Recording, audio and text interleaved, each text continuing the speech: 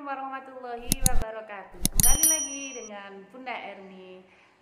Bunda Erni adalah salah satu guru SMP Negeri 1 Suko, Kabupaten Mojokerto. Kali ini kita dapat bergabung lagi, tentunya khususnya anak kelas 9. Materi yang kedua yaitu 3.4, menyimpulkan hasil identifikasi pidato persuasif. Kali ini anak-anak setelah materi yang sebelumnya yaitu mengidentifikasi, kali ini kita akan masuk ke materi selanjutnya yaitu menyimpulkan hasil identifikasi pidato persuasif. Tentunya sebelumnya saya sapa dulu anak-anak, semoga kalian dalam keadaan sehat dan tetap mensyukuri apa yang ada di setiap keadaan yang menimpa kita, meskipun dalam keadaan pandemi tetap kita dalam keadaan bersyukur. Oke. Untuk selanjutnya yaitu bagian pidato, ya. Di sini ada beberapa bagian pidato yang yang ada dalam teks, ya, teks pidato persuasif. Beberapa hal yang perlu kita ketahui yaitu yang pertama adalah pendahuluan atau pembuka. Dalam pendahuluan atau pembuka itu adalah salah satu struktur teks pidato persuasif. Kemudian yang kedua ada isi pidato. Tentu setelah ada pendahuluan atau pembuka pidato, yang kedua ada isi pidato. Dan terakhir adalah penutup pidato. Nah, beberapa bagian ini ada 3 bagian: pendahuluan, isi pidato, penutup pidato. Itu akan kita bahas, kita ulas di sini sampai tuntas supaya kalian lebih memahami. Untuk yang pertama, pendahuluan atau pembuka, ya, seperti yang sudah kita bahas tadi. Di dalam pendahuluan atau pembuka, apakah pidato memiliki pembuka yang kuat? Menurut kalian? Yuk kita bahas bareng-bareng di sini, oke? Ada 5 unsur yang harus dipenuhi untuk menyampaikan pembuka yang kuat. Jadi ada beberapa unsur, 5 unsur ya, yang harus dipenuhi untuk menyampaikan pembuka yang kuat. Tentunya pembuka dalam teks pidato persuasif, oke? Kemudian apakah 5 unsur ini harus dipenuhi dalam pendahuluan atau pembuka? Ya, yuk kita bahas bareng-bareng di sini. Oke, yang pertama adalah merebut perhatian. Apakah perhatian itu harus kita rebut-rebut, kira royo-royo gitu? Enggak, tentu bukan seperti itu. Jadi merebut perhatian itu sama dengan kita mencoba mencari hati. Kita mencoba mendekati para halayak atau orang yang di depan kita, orang yang mendengarkan kita, ya. Jadi kita berusaha merebut perhatian halayak, kita berusaha mencari perhatian. Jadi kita itu harus, contohnya kita harus berpenampilan menarik, kita harus berusaha perform di situ harus yang bagus, jadi kita bisa merebut perhatian. Yang kedua adalah hubungan dengan audiens. Hubungan yang seperti apa sih hubungan dengan audiens itu? Kita harus memiliki hubungan yang baik.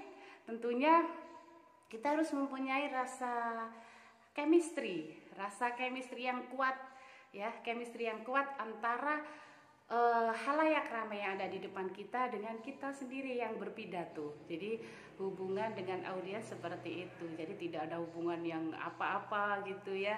Jadi kita harus mempunyai hubungan, mempunyai rasa chemistry. Jadi sehingga perhatian pendengar itu baik untuk kita. Kemudian yang ketiga, kelayakan.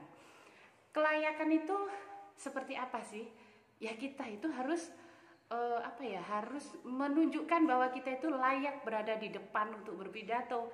Kita harus berusaha bersikap tegas di depan saja, kita berpenampilan di depan. Jadi kita itu ini loh saya yang berpidato di depan ini, saya itu layak untuk Anda dengarkan, untuk Anda perhatikan. Jadi kelayakan ini sangat penting anak-anak ya. Jadi kita itu ketika berpidato kita itu harus berusaha punya rasa percaya diri. Kemudian yang keempat adalah tujuan. Tujuan yang seperti apa? Kita harus menyampaikan tujuan isi pidato dari apa yang akan kita kemukakan di isi pidato nanti. Tujuannya apa? Kalau misalkan di zaman pandemi kita harus melakukan tujuannya seperti apa, kita itu melakukan protokol kesehatan. Terakhir adalah peta jalan. Peta jalan, apakah kita harus mempunyai peta untuk berjalan-jalan? Oh, tidak. Jadi peta jalan itu adalah kita harus mempunyai peta konsep, ya, inti-inti konsep yang akan kita kembangkan untuk pidato nanti, ya, seperti itu. Kemudian isi pidato, yang kedua adalah isi pidato. Kalau tadi pendahuluan atau pembuka pidato itu anak-anak, yang sekarang adalah isi pidato. Isi pidato sebaiknya berisi pokok pikiran disertai dengan alasan yang meyakinkan untuk mendukung suatu pandangan.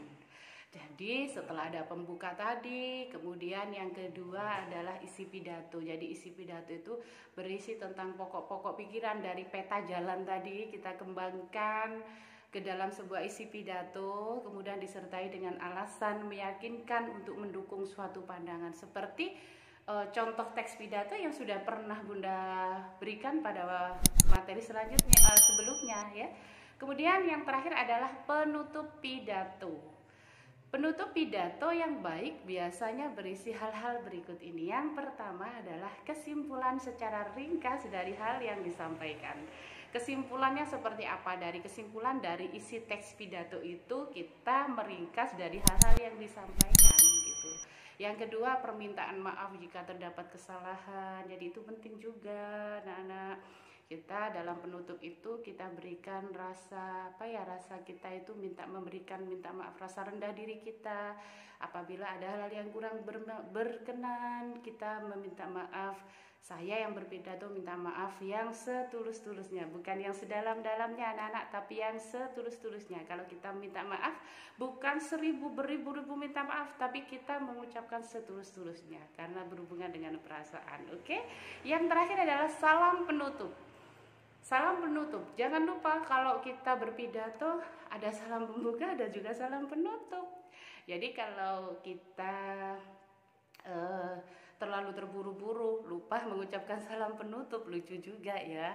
Jadi kita harus menguasai beberapa hal.